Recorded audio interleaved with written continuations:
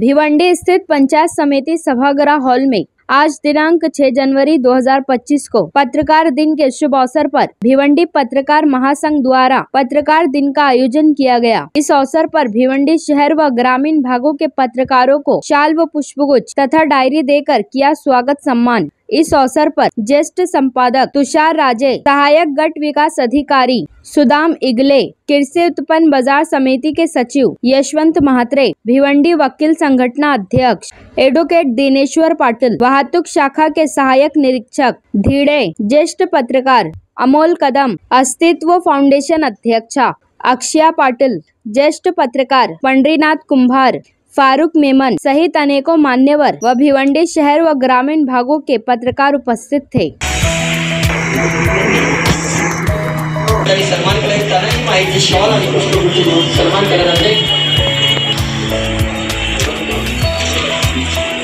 तुषार भारताच्या राष्ट्रपतीपर्यंत माझ्या महिला पोहोचलेली आहे।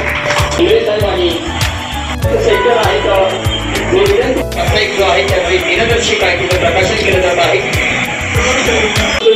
आधारस्तंभ असलेल्या पत्रकारितेच्या सोबतच आम्ही या संघाच्या माध्यमातून कोरोना काळातील आरोग्य किटपासून ते धान्य यासह पत्रकारितेसोबत विविध आरोग्य विषयक शैक्षणिक सामाजिक कार्य अकादमिकपणे सुरू करतात व या सर्वात आपल्या सर्वांच्या सहकार्याने आणि कृपा आशीर्वादाने असे नियमितपणे आम्ही सुरू ठेवणार आहोत आणि त्यासाठी आपली साथ अशीच कायम राहील अशी आशा व्यक्त करतो आणि पत्रकारिता संघाची उज्ज्वल परंपरा कायम राहील याची शाश्वती देतो आणि इंग्रजांच्या काळामध्ये बंगालमध्ये सुरुवात झाली आणि बंगालमधून सुरुवात झाल्यानंतर मग बाळशास्त्री जांभेकर यांचा बंगालमध्ये जाणं झालं।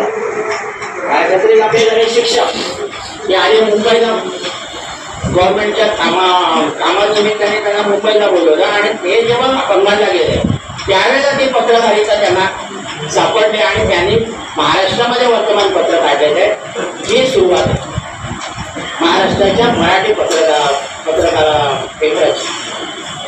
आपण उदाहरण बघतो की पत्रकारांमुळे लोकशाही जिवंत आहे असं म्हटलं तर वावरत नाही। तुमचं हत्याकांड प्रकरण डोळ्यासमोर आहे, किती लोक मारतात बिचारे असे की आपल्याला खरोखरच जेव्हा खरं रूप व प्रत्यक्ष बघायला मिळतं ते पत्रकारांमुळे।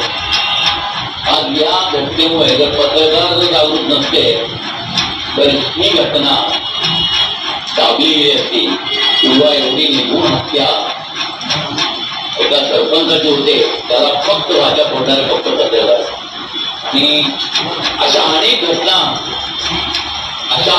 घटना झाल्या, अनेक घटना उचलून धरल्या त्या फक्त पत्रकारांमुळे।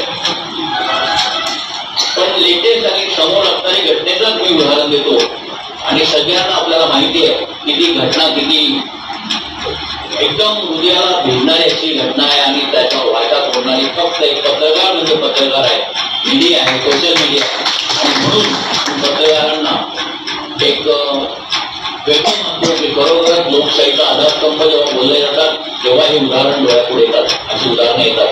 जगण्यासाठी आम्हाला साजं करायचं, माणूस बनून जगण्यासाठी आम्हाला साजं करायचं, आज नाही उद्याला मरायचं मग कशाला मागे सरायचं, आज नाही उद्याला मरायचं मग कशाला मागे सरायचं। मांडण्याचं काम करतो म्हणजे माझा पत्रकार मित्र महाराष्ट्राचे जांभेकर यांनी 6 जानेवारी 1832 रोजी दर्पण नावाचे वृत्तपत्र सुरू केले।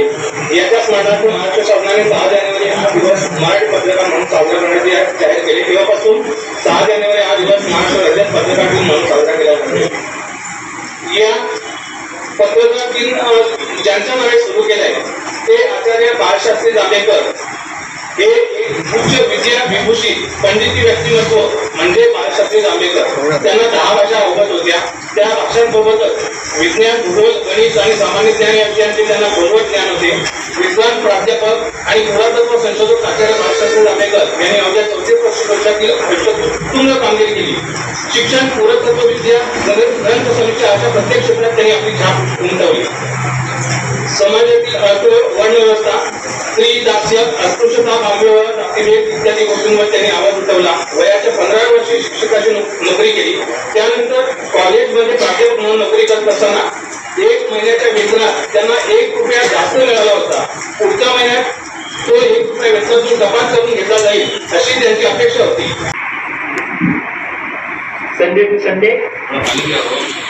माध्यमातून त्या ठिकाणी आज आपण जो आरोग्य शिबिर आयोजित केलेलं आहे, एक सुखी मुद्दा या ठिकाणी आपण आयोजित करत आहात. 2020 मध्ये कोरोना कालावधीमध्ये आपण पत्रकारितेच्या माध्यमातून जे समाजाचं प्रबोधन केलं आणि एक मोठ्या प्रमाणात समाजाला सहकार्य केलं, अशाच प्रकारचं कार्य आपल्या हातून यापुढेही घडो ही सदिच्छा व्यक्त करून सर्वांना शुभेच्छा देतो.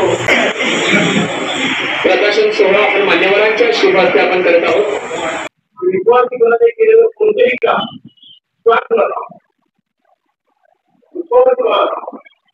लोकशाहीचा महत्वाचा भाग आहे.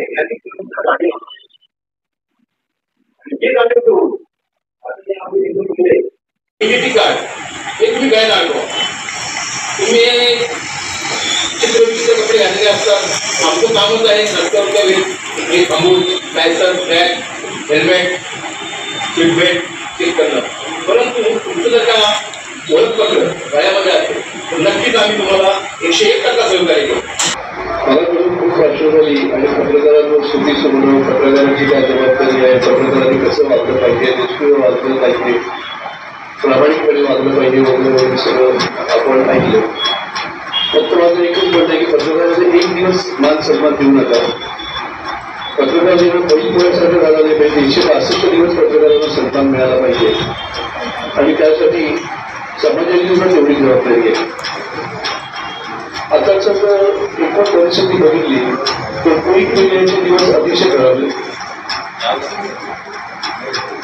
पूर्वी पत्रकारांना सरकारी जाहिराती मिळायच्या, नगरपालिकेच्या महानगरपालिकेला जाहिराती मिळायच्या, त्याचं प्रमाण आता एकदम कमी झालेलं आहे. 5G 4G 5G त्यानंतर येणारं 6G याच्या अतिक्रमणामुळे प्रिंट मीडिया किंवा सोशल मीडियामध्ये जवळजवळ संपण्याच्या मार्गावर जिल्हा पत्र तालुका पत्र यांचं अस्तित्व धोक्यात राहिलेलं आहे. म्हणजे काही लोकांना सांगतात की यांचं आयुष्य तर जास्तीत जास्त 5 वर्ष आहे. मोठी वर्तमानपत्र आहेत, साखळी वर्तमानपत्र आहेत, भांडवलदाराची वर्तमानपत्र आहेत, ते म्हणजे 2-2 3-3 वर्तमानपत्र एकत्र येणार आहेत आणि एकच पत्रपत्र चालू होणार आहे. म्हणजे एक्सपोजर असो, टाईम असो, हे सगळे एकत्र येणार आणि त्याचं एखादं मोठं वर्तमान सुरू होणार आहे. कारण एवढी स्पर्धा वाढलेली आहे, त्याचं वाचकच नाही आहे. अनेक वर्तमानपत्रांना सेम्स पाहिजे. 3 वर्षाची वर्गणी भरा, 4 वर्षाची भरा, 5 वर्षाची भरा. जेवढी वर्गणी भराल तेवढं बक्षीस दिलं जातं.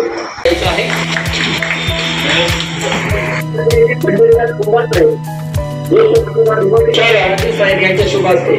त्यानंतर साप्ताहिक जागृत रिपोर्टरचे शशिकांत कासार, टीव्ही दैनिक सामना आणि साप्ताहिक चक्रगती. डॉक्टर किशोर हे दैनिक स्वराज्य तोरणचे संपादक आहेत. Indian news 28 Shri मल्ले. रमण त्यानंतर अशोक लाटे, कल्याण नगरी, भिवंडी वृत्तनामा नामोल्लेख झालेला आहे. त्यांनी लवकरात लवकर या.